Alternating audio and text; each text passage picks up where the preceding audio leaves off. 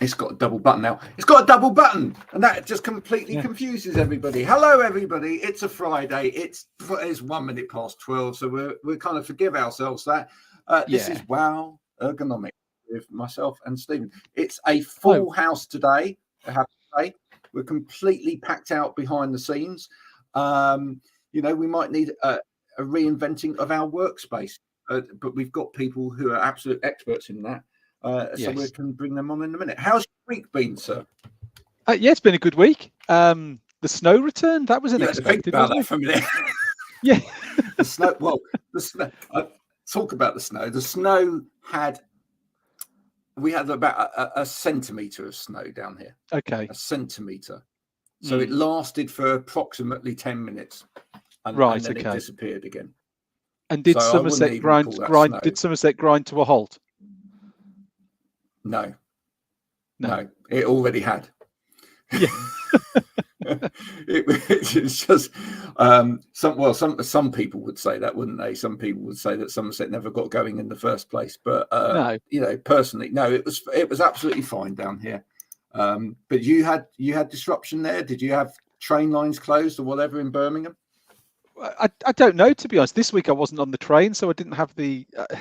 I wasn't playing train roulette this week as I have in previous weeks as to will there be a train or won't there be a train. But you wouldn't. Eh? I was going to say you wouldn't know whether it was the snow or something else that stopped the trains from running anyway, would you? No, not at the moment. So it's all much of a muchness. I'm just having to keep one eye on LinkedIn in the background. Right. Oh yes, because the one of our guests has lost the link, so I've got to resend it now very quickly. Well, we have 3 guests today. We usually have one. We've had 1 or 2, and this week we've gone for 3, haven't we? Full house, totally full house. I know it's almost like we planned it this week. So there we go. So look, what we're going to do, folks, we've got 3 guests. We've got to make a lot of room here for everybody to get in. So we're going to everyone squeeze in of that in the background.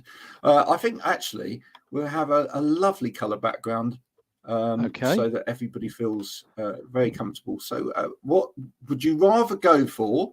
Okay. This one, Stephen. Or black. Yeah. That one. Mm-hmm. That one there. That's good. Yeah. Or bright pink.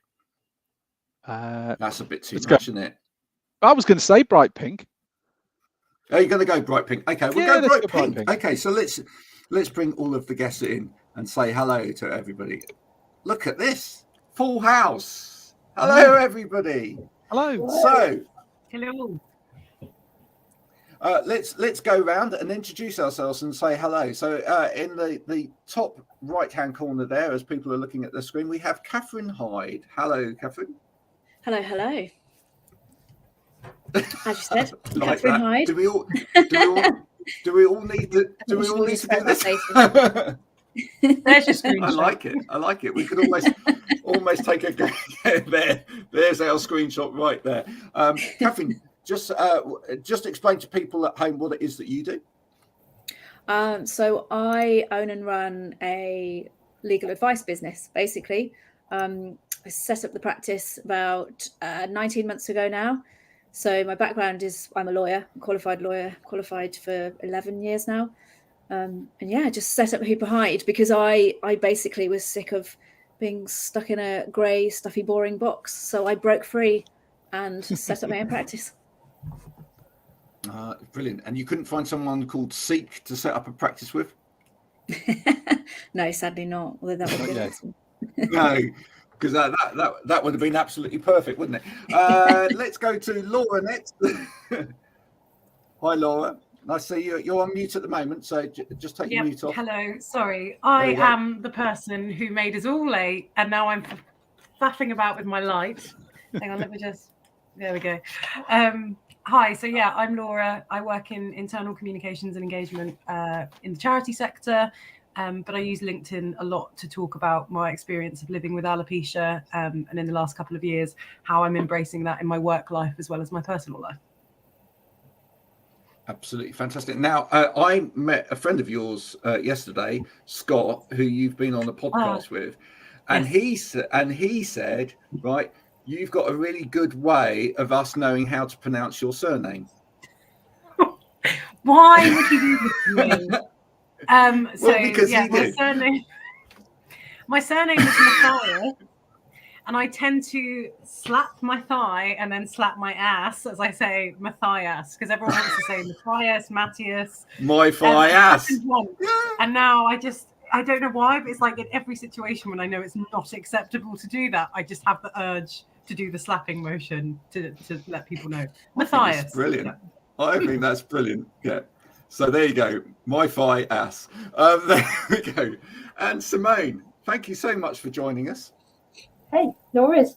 Simone, I'm a workplace consultancy director over at a company called VPod, but I released a book last year called The Human-Centric Workplace.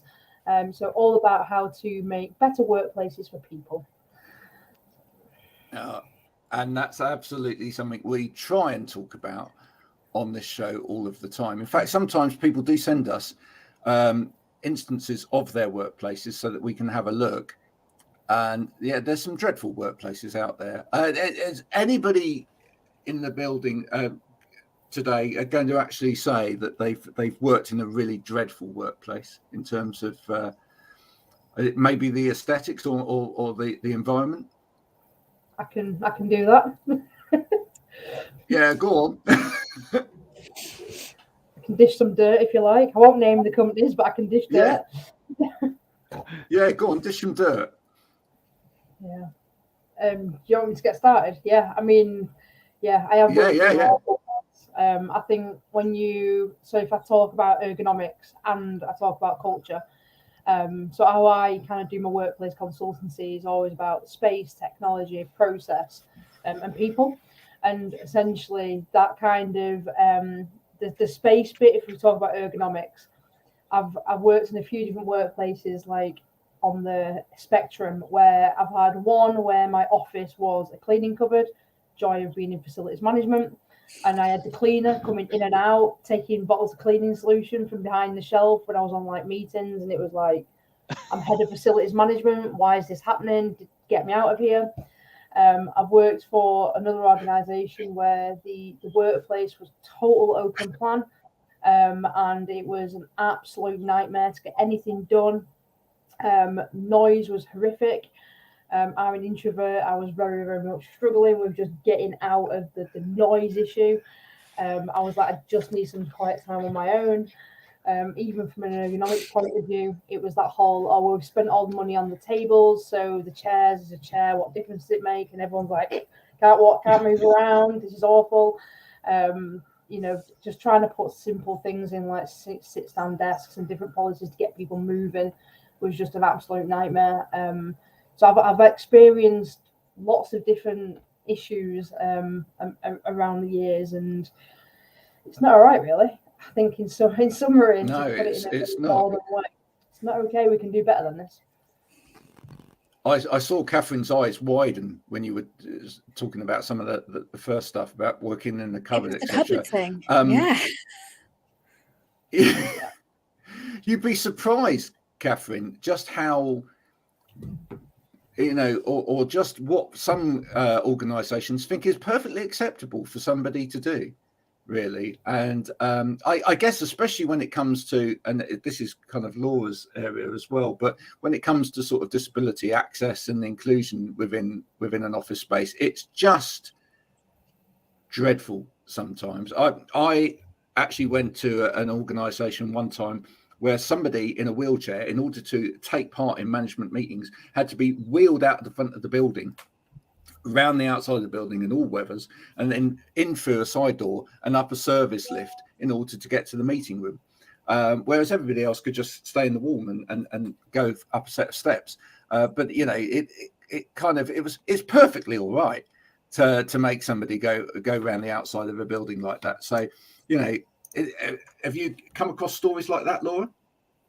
Yeah, so obviously I live with a visible difference and not a disability, although I have recently been diagnosed with attention deficit disorder. So I'm kind of looking into workplace access around neurodivergence, which feels very in vogue at the moment if you look on social media. But I think it's really important because it's making so much sense to me about some of the hurdles I've had in terms of doing my jobs, and how my brain works and the kind of hours I want to work, and, you know, just that kind of thing.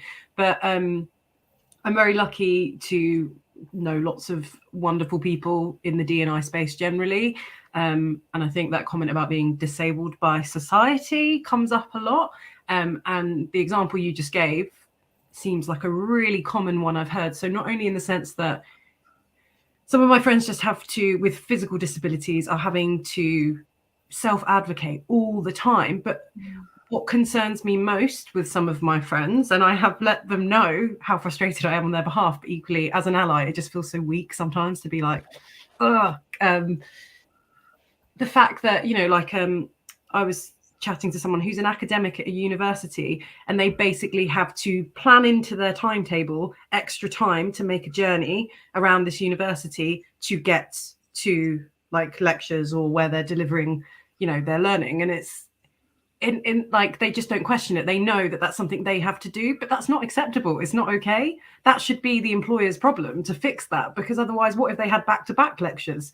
What are they going to do? You know, so it will be costing the employer money in terms of that lost time. And I don't know how we need to talk about these issues so that employees actually care. Sometimes it feels like we need to speak about money to get them to like understand, because the other stuff doesn't, you know, like human rights doesn't seem to really hit home with some employers, it seems. But yeah, no, it seems like an issue that's not going away, despite the sheer number of incredible people sharing their experiences on the daily, which has really opened my eyes as an ally. But yeah, employers need to step up.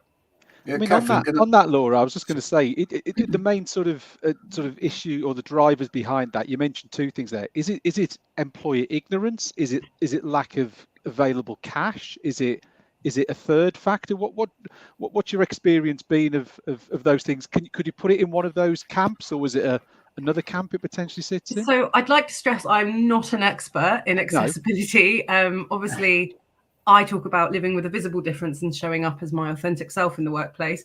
So I don't want to be, I don't want to speak for a whole community, and I would never do that anyway. I wouldn't even do that for the alopecia community. But from my lived experience and from my conversations with friends, yeah, I think ignorance is a huge part of it. And I think generally that's why so many people now are coming to the fore, especially on platforms here like LinkedIn, and sharing their lived experience, things that were previously seen as not professional or things that we shouldn't really need to talk about. But actually, it is really important to give the full picture of stuff that are going on in our lives, whether that's, you know, there are groups now like menopause groups in the workplace or fertility groups in the workplace, all these things, not necessarily always under disability. It's just about being a human, and the fact that we don't suddenly stop being ourselves in 9 to 5. And also for lots of us, we don't function well in 9 to 5 because we are being a human that time as well. So yeah, I don't even know half the reasons why employers don't commit to this. I feel like, I don't know about you guys, but there's a lot of talking the talk, but I don't often see that in practice yet in some of the places. I would like to bring that. I would like to bring that back to Catherine. Do you find that people are trying to be more proactive in terms of saying, you know, I'd like to know what the legal standing is on this, so that actually I can not only make sure that I am doing it right from a legal point of view, but I actually want to put things in place so that actually, you know, I'm helping my staff and doing this right in the first place? Or do the majority of the time people come to you when, you know, there's an issue? I think it's person specific, quite frankly. I think it just depends on the person and who's the boss at the end of the day, who's responsible for that, and how important is it them to them to get this stuff right.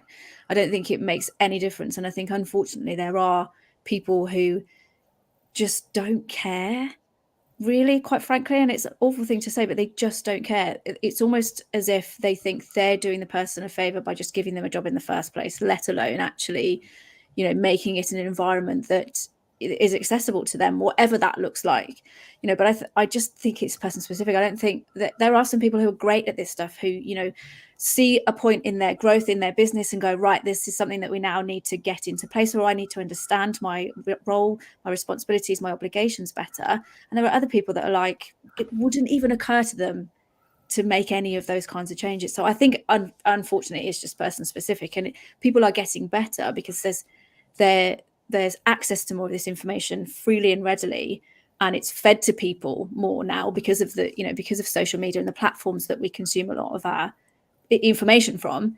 So it's sort of spat at them without them really knowing. So they might be more aware of something, but I think some people just are never going to be those people that would make the changes that need to be made.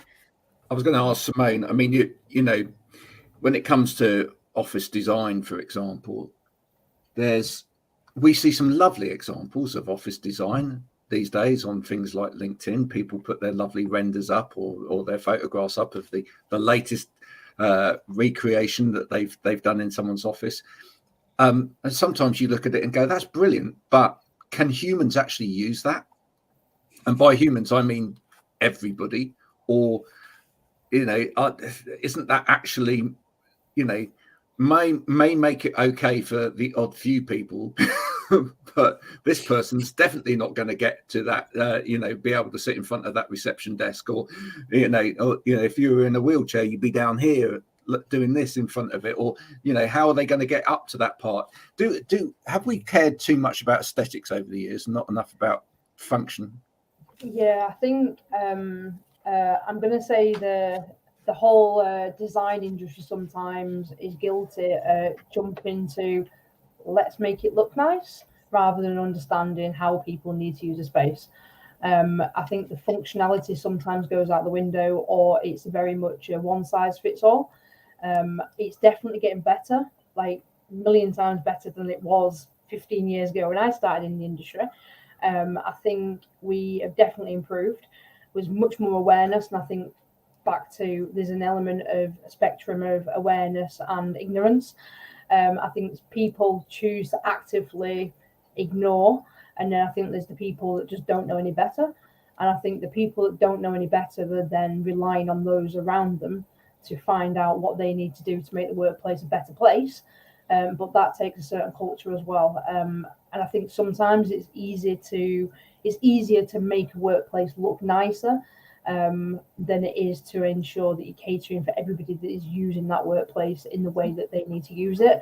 I always talk about like the C's of using a workplace. And if you think why we went to buildings pre-pandemic, you know, the collaboration, creativity, curiosity, to communicate, to contemplate, to concentrate, all of these different activities that happen in the workplace. And, you know, does an average workplace cater for all them things? Probably not. I know from my point of view, you know, pre-pandemic contemplation, concentration, I'd probably do that more on a train if I had decent Wi-Fi and wanted to just get some time on my own. Or, you know, now I've got my garden office, and I do different activities here than I would if I was in an office. Sometimes I work in the kitchen, and it's like, why are you working in the kitchen when you've just built a garden office? And I think it's because I just wanted a different environment to do a different activity. And I think that element of choice, that's what designers need to obviously build into everything going forward, because we are humans, you know, as Laura said, and it's the whole drive around book really is, you know, how do people behave and what are our choices that we want to make? So. Yeah, I honestly think sometimes people just do not think about the function. You know, I quite enjoy going around on some of those A&D posts on LinkedIn and putting, you know, their show where they've now made part of an office space look like a coffee shop, and I go, so the future of work is a coffee shop. So why do we need an office? You know, and that it kind of makes people talk, because, you know, ultimately that's the point, isn't it? Surely what and I think this journey was already there. I think we've kind of realized that we can do grunt works sat at home in front of a computer and maybe make our space incredibly comfortable, and, you know, and it fits in better with our lives as well. We can pick up the kids, we can, you know, see other members of the family, we can take the dog for a walk at lunchtime or whatever.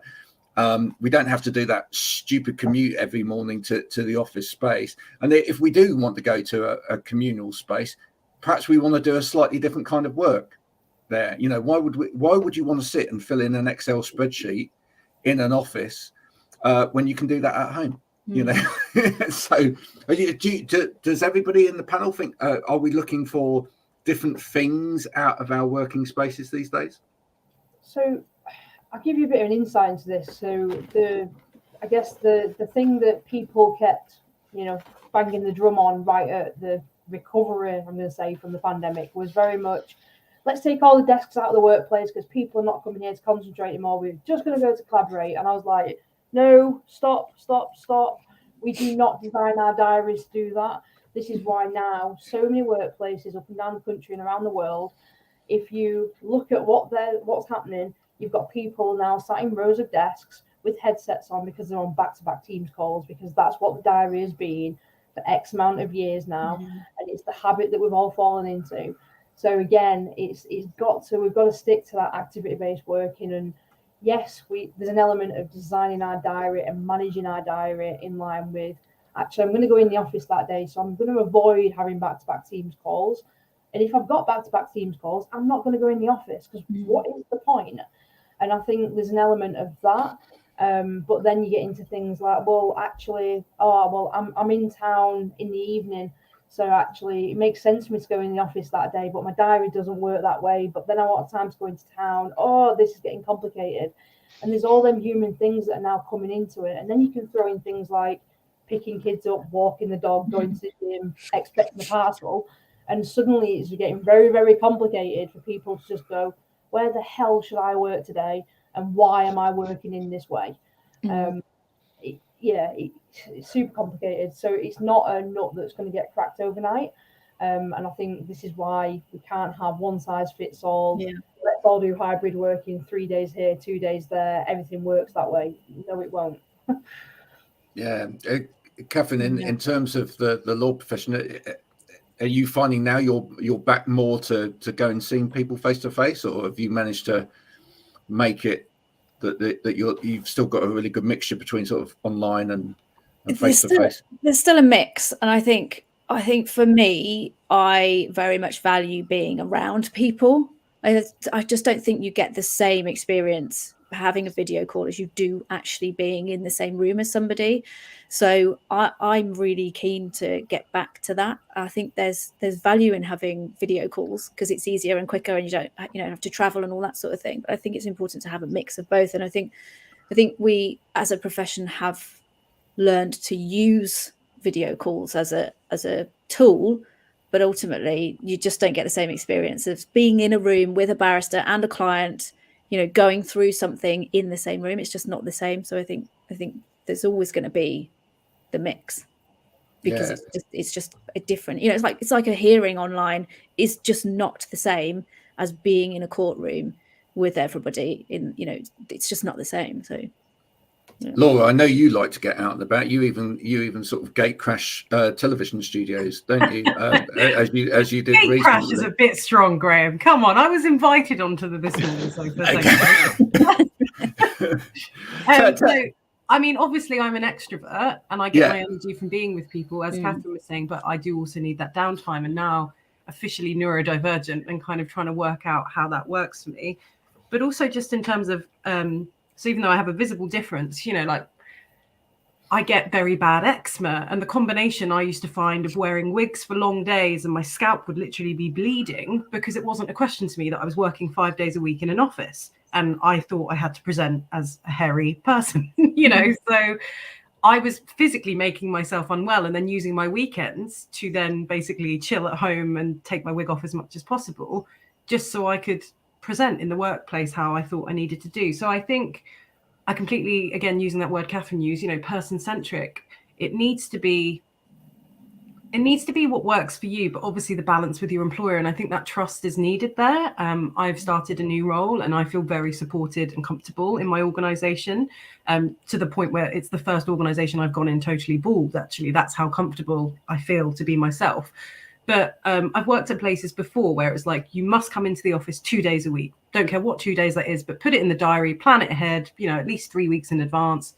And life doesn't work like that. And there would be mornings I'd wake up and for whatever reason, my eczema had flared, or have a swollen eye or something, and it's just like on those days, you don't want to have to go and present to the world. Like, obviously, if I had a meeting in the diary, I would still want to go to that. But there is an element of digital that has really helped me in my health and in managing certain conditions. And as a woman, I would say as well, things like, periods and on hormones, we need to talk about that. I have fainted twice on the tube back in my 20s at that time of the month, because I wasn't in a position where I should have been going into work and doing a long hour journey on the Northern Line. But people don't feel comfortable talking about that. We see it as a weakness or as causing difficulty for our employer. And it's like, well, what's more difficult? Me literally then being an hour late for work because I killed over on the tube and then probably missed my start time anyway, or doing what I need to do in the morning to feel the best version of myself and make that decision as an adult, where am I best placed this week? Or, and of course I understand we do need to plan ahead where possible, but I do think as well, you need that trust with an employer because life happens. You've all three of you, got a great presence on LinkedIn. We're broadcasting live on LinkedIn now, as we are onto other platforms that shall remain not anonymous. But have you found the changes in the platforms like LinkedIn over the pandemic period being quite liberating in a way? And have you felt that you've all managed to really get your voice out there in a way that perhaps you wouldn't have done before? I mean, do you feel that you're driving the platforms? Driving the platforms. That's bold. No. No. Yeah, for me, LinkedIn has been the difference, in my opinion, of success and failure of the business, quite frankly. When we couldn't get in front of people, it was an opportunity to get in front of so many people in a really easy way. So yeah, game changer for me, quite frankly. Yeah, for sure. Yeah. What is it about LinkedIn? What is it that you were able to do on LinkedIn that you felt really kind of helped the business? Was it literally just networking with people, or did it make you feel more confident to get your kind of voice out there? I don't think that. I mean, maybe. I think for me, it was about sharing videos. I think that was the game changer. Really, was short, 1 to 3 minute videos of me talking about the values of the business, what was important to me, what I was struggling with, what the journey of being an entrepreneur and running your own business and all that kind of stuff. There are other platforms. I mean, but there's nowhere else that isn't a social media platform that you can do that, really, and for people to really see you as a human being. And I think that was the difference. And I think that's the beauty of LinkedIn. And I know there are some people that think that you shouldn't put personal stuff on LinkedIn, and it's not Facebook and all that crap. Well, they're just wrong, aren't they? Yeah, right?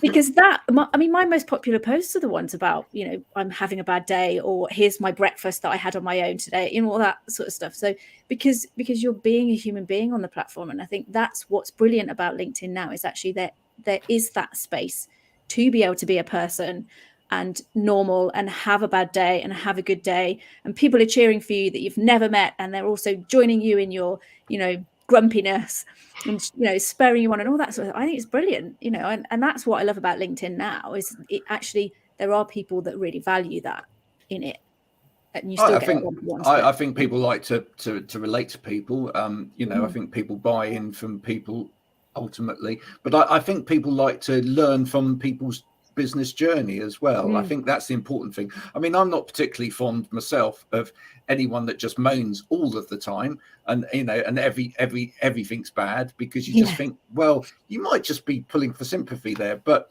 when someone said, well, this has happened, but I've learned from it, and I got this advice and that really helped, and now I've moved on, that to me is the real value, because you're actually seeing that person is showing you that they're capable of learning, they're capable of improvement, they're capable of going forward. Simone, what about you? Have you found LinkedIn quite liberating as a platform? I've been using LinkedIn for quite a few years. I think because my book came out in November 2021, it was quite hard to get my book out there and market it without doing events. So LinkedIn obviously was great for that. But then also I don't like the whole sales thing of, everyone buy my book. I mean, obviously everyone buy my book. I don't want to say that. So it was trying to do it in a different way.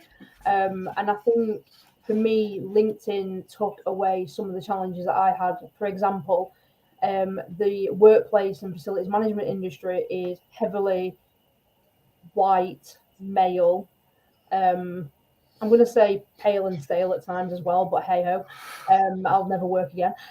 So yeah, when you do the whole male, pale, stale, and you're competing with that as a woman that is from the north, that is trying to bring a different approach, you're kind of constantly battling uphill. And some events, even if you look at the panels today, 95% male, and also in the south, and all the events are in London.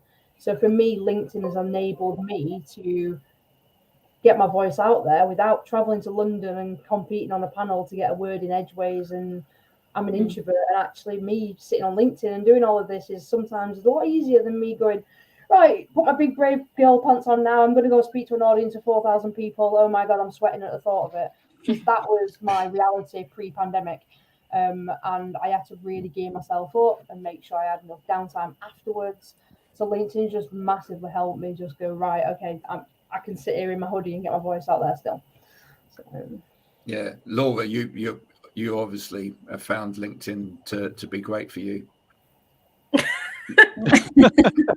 Got the T-shirt. There you go. Well, you only got to have a look at her banner, which is her holding LinkedIn boxes. To be clear, I don't work for LinkedIn, but I was involved in the obviously the first UK LinkedIn Accelerator program, which was LinkedIn encouraging people to use LinkedIn. Yeah. Use the platform for all sorts of different reasons. And actually, so much capacity. Oh, I froze. Am I back? Am I back? Oh, yeah, you're back. You're back. Sorry, I don't know where my internet's gone funky. Just wave, I guess, if I'm delayed. Okay. Yeah, so that CAP program for sure was just full of such diversity, but people from all sorts of different backgrounds, whether they were entrepreneurs or in wider organizations. But it was really encouraging to see that it was almost like using that program to see there has been a real shift in LinkedIn. I think especially in light of certain other platforms politically being questionable, I would really like to see en masse everyone maybe getting rid of that one and moving towards LinkedIn for certain networking opportunities. But journalists are still very much in certain other places. And for someone like me that's trying to capitalize on media opportunities to raise awareness of my lived experience, there has always been benefit to connecting on other social platforms and trying to like stalk people there. But now I'm finding that like I don't need to keep that separate from my day job. You know, my paid work in the charity sector, where I'm in internal comms, doesn't need to be separate to the fact that I am a volunteer campaigner for the charity Changing Faces. So actually saying that, well, I'm aligning my communications experience with my passion, that's a plus, and that's seen as a benefit, and finding the right employer that recognizes that's a plus and champions me being a campaigner is really positive. So yeah, I definitely got the t-shirt, and it's been really important for me kind of bridging that gap between the online social media version of me on other platforms and the everyday going to work, which we all spend most of our time doing, being in the workplace. It's really helped me bridge that gap and bring those two things together so that I can just be authentically myself. And as Laura will know, because she's been to LinkedIn, everybody around this table is in the minority as well, because actually the majority of people that use LinkedIn just sit in the background. You know, the majority of people don't actually post any content, and very little actually comment on it. They might give a little like. Hello out there, the people that just like stuff. But, you know, stalkers on LinkedIn make up the vast majority. So the people that are getting out there and doing stuff, I mean, Catherine, you say, you know, you put videos up, that actually people need that content. They love the content that's being made by people. And then they're like, well, why is there not more of it? Well, you're not making any of it. Yeah, make more for my entertainment. Make more for the rest of us, you know, because some of us are busy doing it 24 hours a day, 7 days a week. In terms of representation, I'm going to talk a little bit about that, because one of the things and perhaps you can help us here as well, because one of the things that Stephen and I have been desperately trying to do is get the message out about good ergonomics throughout the whole of the pandemic. And you know, this show's been going now for what, two and a bit years, 2.5, 3 years, yeah, 2.5, 3 years. You know, and basically we come on every week and say exactly the same thing, but at least you acknowledge that. Yeah, consistent. We are key to communication. But we're very consistent. But that's fine, you know. And occasionally people go, "Oh, really?" And one of the big things that we've really struggled with is the whole laptop piece. Okay, because people continually use laptops all day long without any ergonomic accessories, etc., to adjust it, and that's not what they're made for. You know, they're made for. But what they were designed initially for the posh people in offices. I don't know if any of you, I don't think any of you are old enough, but I certainly am. You know, the first people that used to have laptops were the people that were rich people in offices, and everybody else had a desktop, and it was basically to show off. And you could take it out to do a presentation, which in those days was crap, and you know, and pretend that you were doing spreadsheets on a train because the you know what Wi-Fi was pants as well, but ultimately we've ended up with everybody having a laptop because it's the portable way to go, but they're not designed to be used as a machine all day long, and you know that's why everyone should do it. But what we see is in every photo opportunity, and Laura, I know you're going to love this, you know, but every photo opportunity and every stock image that you can possibly buy is somebody sitting using their laptop hunched over or lying on a sofa or whatever. Now these are also, Laura, these are also, every single one is if it's a lady, they have hair. Yeah, of course. Yeah, absolutely. That's the norm. And Catherine, sorry, you did refer to normal earlier. I've decided I hate that word, but I can't quite work. Yeah. What the alternative is. Yeah, exactly. But here's the problem. We've normalized these behaviors. How can we start breaking these behaviors? How can we start showing people, actually, you know, society doesn't look like that. And we really don't want society to look like that as well. Yeah. Catherine, maybe. As a starting point, how can we, and given the fact that ultimately, you know, from a legal perspective, you know, if this carries on, what we're beginning to see now, if we look at the figures around sort of musculoskeletal issues and back issues or whatever, we're seeing a younger and younger trend of people starting to suffer at an earlier age because they're just using this stuff from a younger age. We are going to end up with lawsuits aplenty from people overusing. Yeah, I mean, there is, I mean, I'm no sort of health and safety expert, but I'm pretty sure that there is an employer's obligation to make sure that people's working environment, and specifically if they're working from home or somewhere else, is, you know, safe for them to use, which would, I assume, include things like their workplace, you know, their desktop setup, you know, making sure that their chair's at the right height and that their, you know, arm is at the right angle in relation to the mouse and all that stuff. But I'm certain that there is probably a larger proportion of people who are not doing that versus those who actually probably are. And for the employees, they probably don't even know that that's actually a responsibility of their employer a lot of the time, even when they're working from home, that's their responsibility to make sure that their workstation's set up in the right way. So, you know, I think it's something that people do need to start thinking about and really considering, and for employees to start pushing back to their employer and saying, actually, you need to help me figure this out because it's your responsibility. Especially if they're insistent on them working from home, because a lot of employers are now starting to say, actually, your role is 100% home-based. Well, then it's their responsibility to make sure that their setup is correct for them as much as it would be if they were in the office. Simone, how can we get this sorted once and for all? So I think there's an element of doing the right thing to make sure people have got what they need to work from home effectively, work from wherever they want effectively. So there's the integrity, doing the right thing bit. If that doesn't work, then we need to look at legislation because that has to work. Because, you know, if you look, you know, the display screen equipment regulations have not been updated since 1992. I was 4 years old. Like, that was absolutely pathetic. Monitors were this big. laptops probably isn't They even were this deep, weren't they? They were like, Yeah, they were massive CRT monitors. CRTs. Yeah, you couldn't lift Like, them.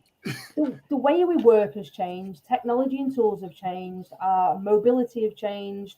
We've got more awareness of MSK issues. You know, like why are we not legislated when clearly there's so many issues going on? Like it drives me insane a little bit, but I'm getting too political now, so hey ho. But yeah, like people need to, you know, if do the right thing, that's what should be leading what you need to do. And if all else fails, then we need to look down the legislation route, because that has to then force the hand of the employers. Because you know, you can sit there and say, oh, it's about the money, and you know, at the start of the pandemic it was, we don't know how long this is going to last for, so we're not giving people chairs. And you're like, well, okay, well, we're now in month 6, so we can say that it's been going on for quite a while now, so get your employees a chair and stop being pathetic. Because for the sake of a few £100, that is going to save you thousands in the longer term if this continues. And I do think there's going to be a lot of ambulance chasers coming up, which is almost the PPI equivalent of, did you work from home during the pandemic? Have you now got back pain? It's going to happen, and it's our own fault. I ran over. Oh, that's brilliant. Well done. I love a good rant in the morning. Laura, can we do anything with influence as well? I mean, you know, what I get sick to death of, this is one thing I do get sick to death of on LinkedIn, is the selfie shot from a young entrepreneur, you know, and it's like, I'm using my tech, you know, or it's just like, you're asking, should influencers be setting a good example in terms of their posture? Yes, they should, but I think... Well, yeah, should influencers actually be setting a good example in terms of everything, really? I mean, you know, sometimes what I read in the post doesn't equate to what I actually see, is what I'm saying. Yeah, no, that's interesting. I think if you are an influencer, you know, and on LinkedIn for those 6 weeks I was on the CAT program, I had high ambitions for what I would be delivering, and then the reality was I was starting a new job and I was just trying my best to post what I felt was real about my alopecia in a new job environment. Again, though, I think the problem is that's putting emphasis and responsibility on the individual, when it would be great in terms of these particular things we're talking about. Like, I had to go to a physio for the first time in my life in the pandemic because I got a knot in my back, because I still have a dining room chair that I'm sitting on. I know that's wrong. I know it's me that's bad. But I had a budget in my new workplace to get the stuff I needed to work around my laptop. My LinkedIn branded box that's in my cover photo is actually what I'm using as my laptop stand. So that's had dual purpose. Not Great. After today, don't worry. No, yeah. That's one thing we do like to do, is we make sure that all our guests, after they've been on the show, send us a little photo of their work setup, and we correct it for them. So we will be sorting that out for you, Laura. Oh, amazing. Okay, well, I did not know that. Wish I'd have signed up to be a guest sooner. But yes, no, I do think as well, so often the emphasis is on an individual to self-advocate, whatever their issue in life is. And that really gets my back up. But, you know, I've realized it's our life, you know, we only get one of it. So, yeah, for instance, it's taken me nearly 2 decades to realize I don't need to be wearing my wig till my head bleeds in the workplace anymore. You know, it took me a long time to get there. No employer, just by telling me that, by trying to empower me to do that, was going to get me there. It had to be an individual decision. And it's not the only way, with my example of alopecia, to live and work successfully with alopecia. There will be other people that's never going to be the solution or even an option. And that's fine. So again, it's that person-centric thing, but whilst also making sure that employers are really making it clear that they know legally, financially, etc., that they do have responsibility and a duty of care.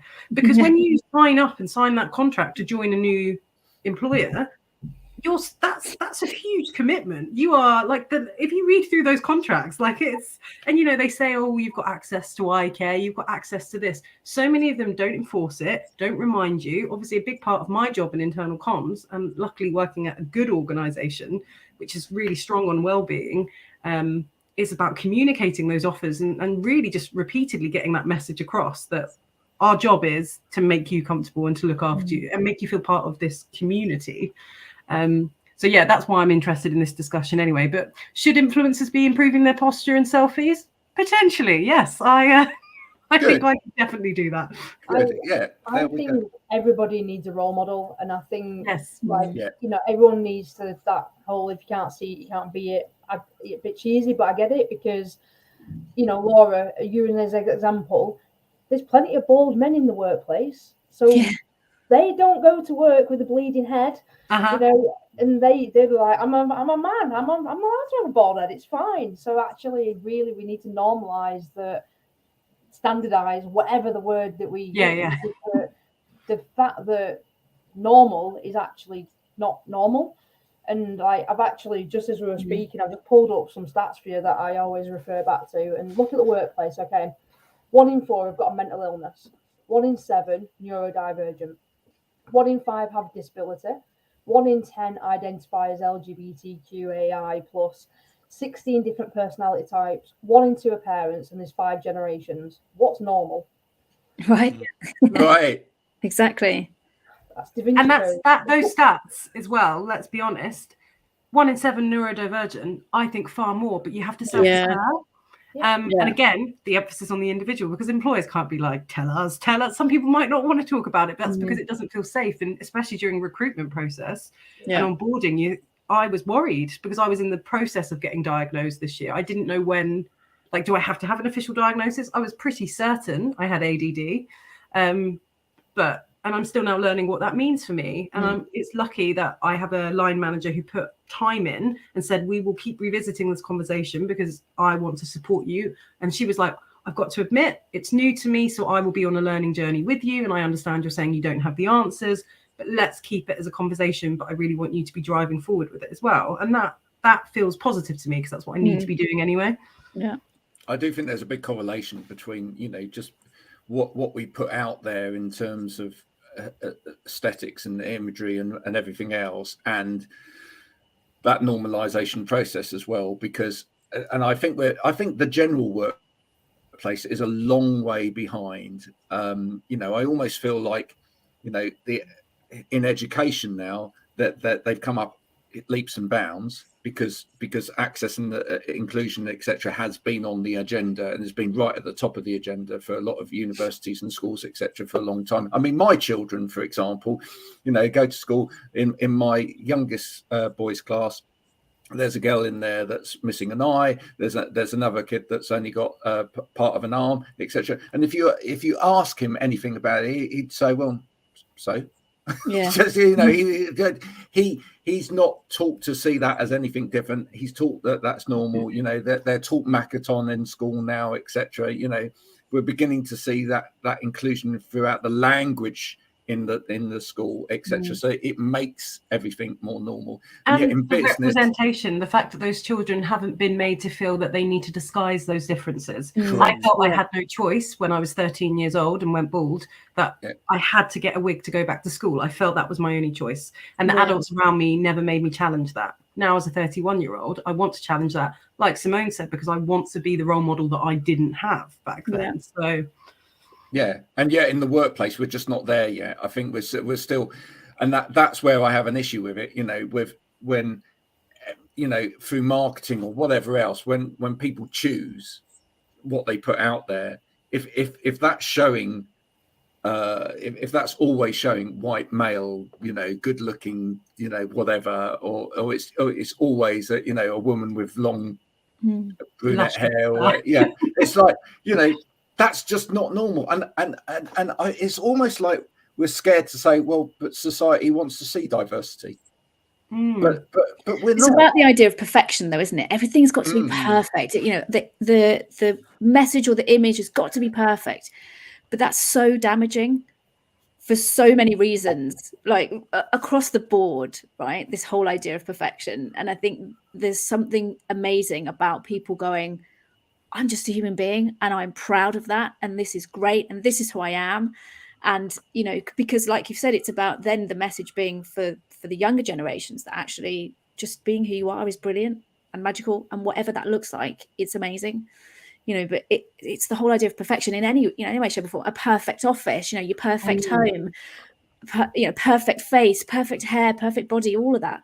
It's just awful. The whole thing is awful. And I think because I've got 2 young daughters at home, so for me, I'm very aware of making sure that the message that they get in whatever means that is, whether they're watching something on TV or, the books that they read or the people that they hang out with, is a positive one. It's one about self-esteem and about going, you're amazing as an individual.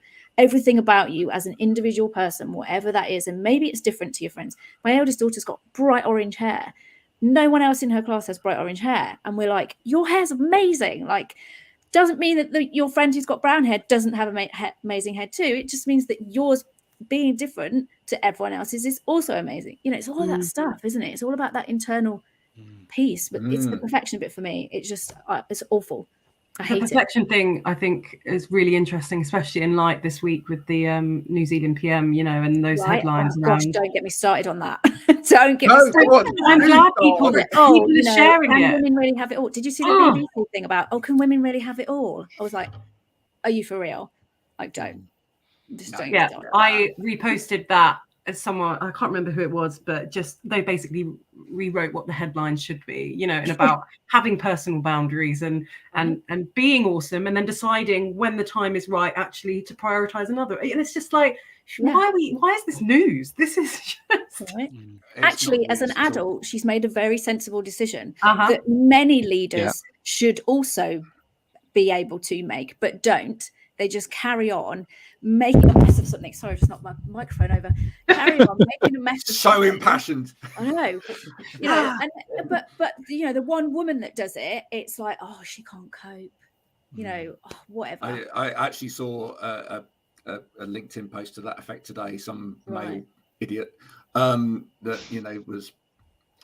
Thumbs down to that. Well, thumbs down. This woman can't cope. Yeah, exactly. And it's just like blocked. And there's the real power on social media. Curating your own feed. You can curate your own feed. If you don't like what somebody's saying, just get rid of them. Absolutely. Now, Simone, there was a really interesting point there, which was that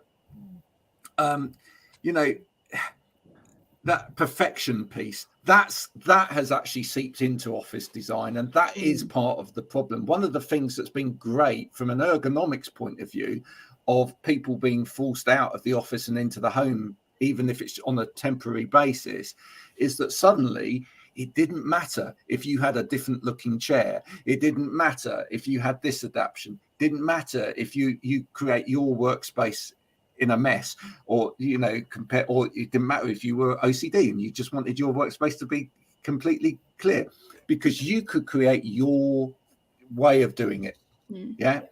I've been into offices before. I was involved in office design for a while, and I've been in there with architects where it's like, look how wonderful this is.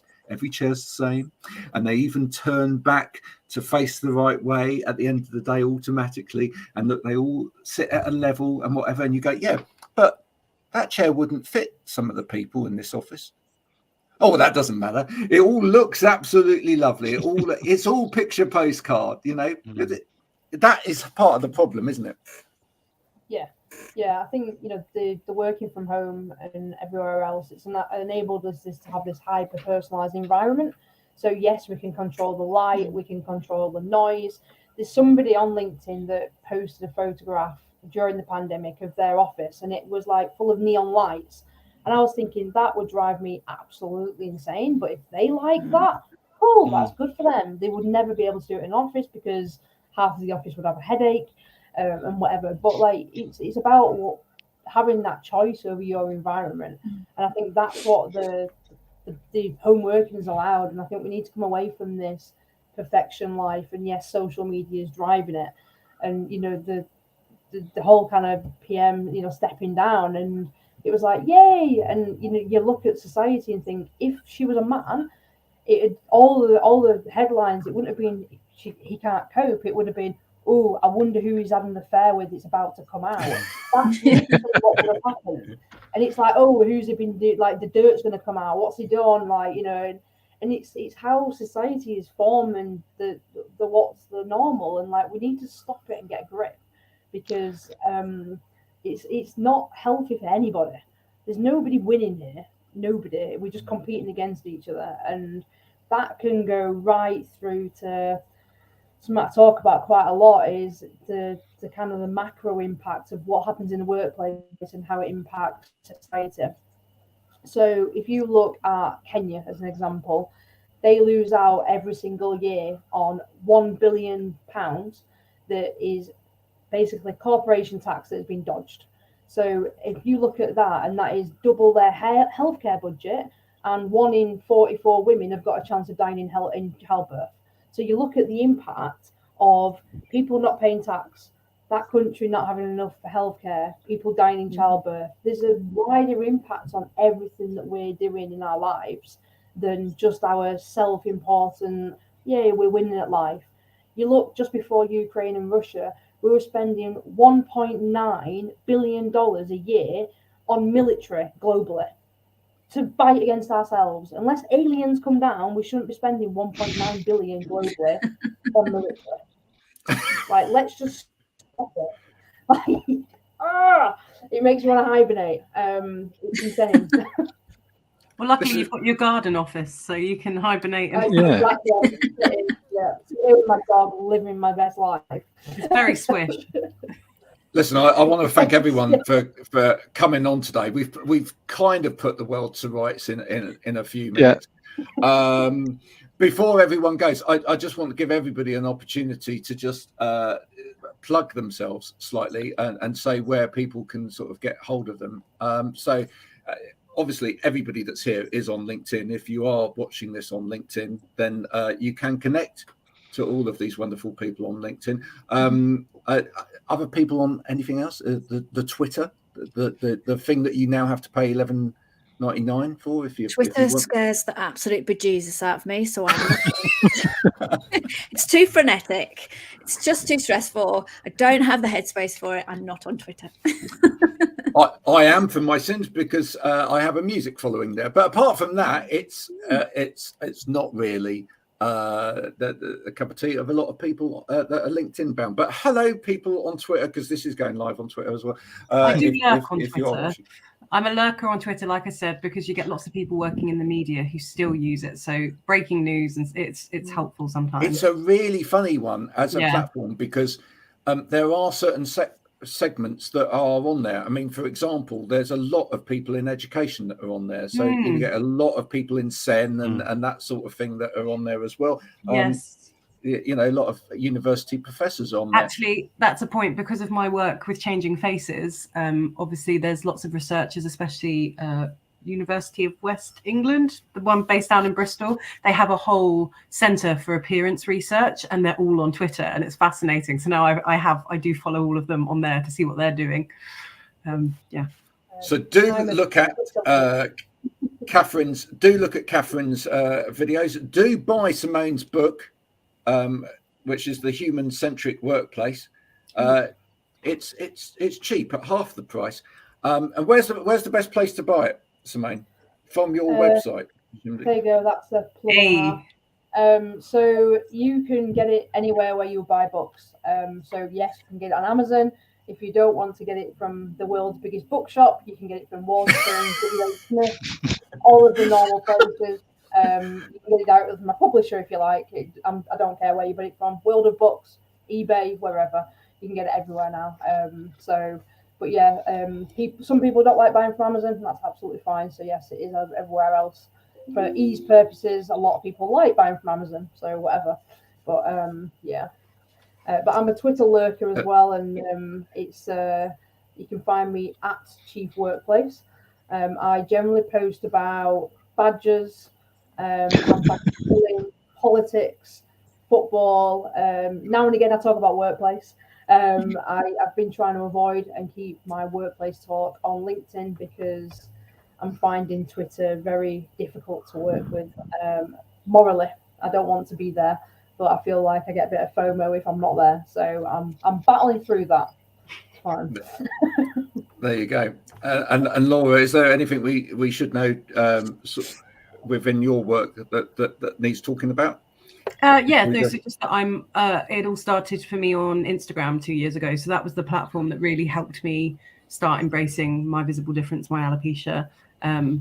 I had never spoken really to even, a handful of people in my life knew about the fact that I was wearing a wig, or if they did know, it turns out, I found out after an interesting conversation with a uni friend the other day, we all knew she was wearing a wig. We just knew she didn't want to talk about it. And I was like, what? But anyway, that is where I first started talking about it, finding my community of people with visible differences. And that has been the game changer for me. So thanks to that journey on Instagram, it allowed me to then take this next step to LinkedIn and start doing it in the workplace as well. That's brilliant. Any closing thoughts from you today, Stephen? Sorry, I forgot to say, at Relight Alopecia. I suppose I should fess up. I am very much a Facebook and Twitter lurker, but proactive on LinkedIn. So, no, I think it's been brilliant.